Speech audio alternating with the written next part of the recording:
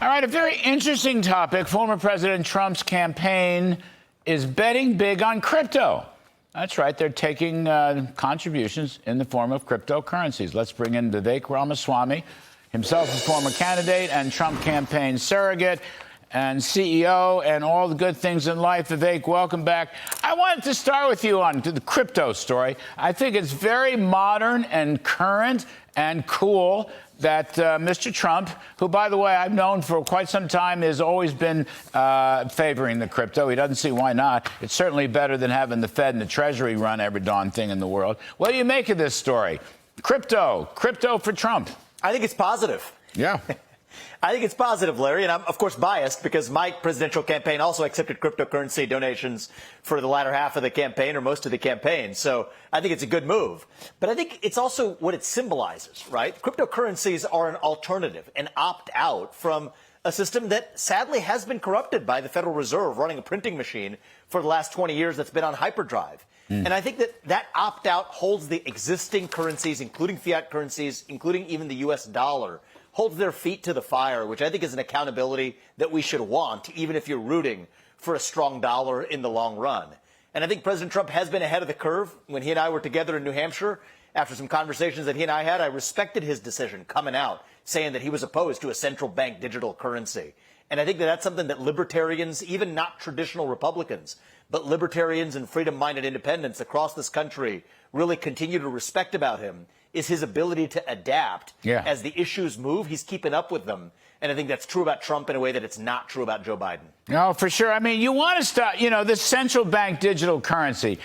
But let's just break that down. It's a Federal Reserve digital currency, and it's an attempt by the Federal Reserve and the Treasury to control our money. That's what it is. So better off to break through, help the cryptocurrencies out. Most of their exchanges are good. I know there's some bad apples, and there'll probably be more regulation of the bad apple exchanges. But Bitcoin, let's take Bitcoin for 1 second. Bitcoin's had a great year, Vivek. Bitcoin stock, this price of Bitcoin, I don't know what it is today, but it got back to close to $70,000, for heaven's sakes. Yeah, look, I think the point about the central bank digital currency is spot on, Larry, where one of the arguments for doing it in the current administration is that China's doing it. And we got to keep up with the Joneses or keep up with the Jinpings, as the case may be. Ask yourself why China is doing it. The reason they're doing it is they want to be able to wipe out your bank account if you say something that the government doesn't approve of, if you do something that the government disapproves of. That's un-American. And I respect President Trump. This was not an issue that was a standard campaign issue 4 years ago or 8 years ago. But keeping up with the issues as they arise, applying principles and arriving at a principled stance, I respect his ability to do that. And I think Joe Biden has failed. It's not just Joe Biden's age, but his inability to adapt to the new issues as they arise, I think, is one of the major differences that sometimes the media has ignored between Trump and Biden, is Trump's adaptability, which I think is a good thing. Important point, Vivek. Absolutely, 100%. Vivek, I got one more for you. I riffed on this yesterday. We had Senator J.D. Vance on. This whole business of Joe Biden going to Morehouse College, whose kids, by the way, whose graduates are doing fabulously in the real world, getting jobs at 12% higher pay. Anyway, Biden is calling them victims, and it's all racism, and it's all Jim Crow, and it was the most insulting, disgraceful thing. I just want you to hear some sound from Senator J.D. Vance on this subject. Let's roll it, please. So what he's trying to do, and I think it's insulting to the graduates, is distract them from the fact that he has been a failure of a president by pointing to racism and telling them that they should feel like victims. I mean, pointing to racism, calling them victims, talking about Jim Crow, all implicitly suggesting that Donald Trump and all Republicans are themselves racist. I mean, I just thought that was a disgrace and an insult. And you got young future leaders coming out of that Morehouse College graduating class. And the whole college has had tremendous success down through the years without Joe Biden telling them, you're going to fail because it's a racist world. What do you think of all that, Vivek?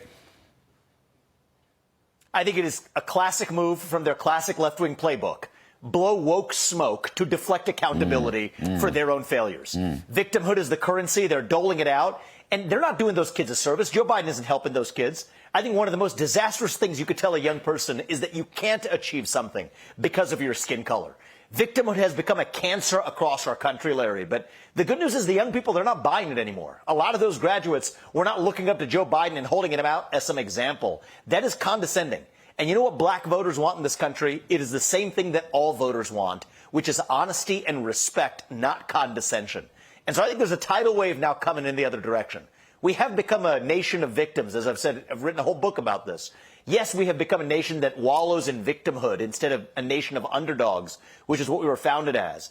But that phase is now passing. It's like a storm that's slowly passing, Larry. And what I see across this country right now, including amongst college graduates and young people, is a hunger to go in the other direction. To say that, you know what? We've been fed those narratives, but the new way going forward is we're going to revive those scrappy ideals that this country was founded on in the first place. And so I don't think they're buying what Joe Biden is selling. I mean, you know, you go to these colleges, you speak at commencement, graduation. You want to hear hope, opportunity. You can fulfill your dreams. As a president, I'm going to do everything I can to nurture that and open up these opportunities. You just don't get any of that. You're right. It's right out of the left-wing playbook.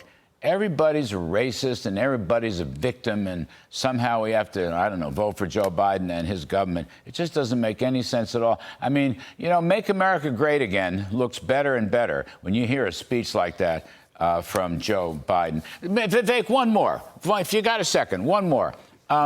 There's still all these rumors in Washington. Joe Biden said he had no executive authority to do a thing about immigration. Now he's apparently, reportedly, looking at some executive order. But this order, you know, 4,000 people per day. If you go to 4,001, he's going to suddenly close down the border, which no one believes. He has the authority, what is it, 212F, if I get that right, 287G. 287G would allow him executive authority to work with local law enforcement and deport criminals. Vivek. So far, he's come up with nothing. Yes. I'm just saying that's the rumor. What do you think about all that? Well, I think the right answer is use every toolkit in the book. We don't need new laws. What we really need here, Larry, is a new president of the United States. That is the best border policy of all. 287G, co-opt those local law enforcement officials to actually give leverage to ICE to engage in those mass deportations that we actually need. 212F authority, that allows the U.S. president to restrict immigration from certain other countries. Deputize the National Guard, move the military to the southern border, use the Coast Guard in the waterways, use aquatic barriers, land barriers, physical wall, legal wall, you name it. All of that is already authorized in the name of the U.S. president's executive power. What you have right now is a president who has failed to enforce the existing laws. So Chuck Schumer and the Democratic Party is going to put up this smokescreen saying they need to pass these new laws in a last-minute Hail Mary, like everything else they're doing, from Biden's debate to every other last-minute tactic they're tried, is a Hail Mary in the face of cratering poll numbers. But the hard truth is they already had the power to act. They failed. The American people shouldn't fall for it. And the right border policy is going to be decided this November at the ballot box. Yes, sir. Anyway, Vivek Ramaswamy, as always, sir, we appreciate you coming on very much. Take care.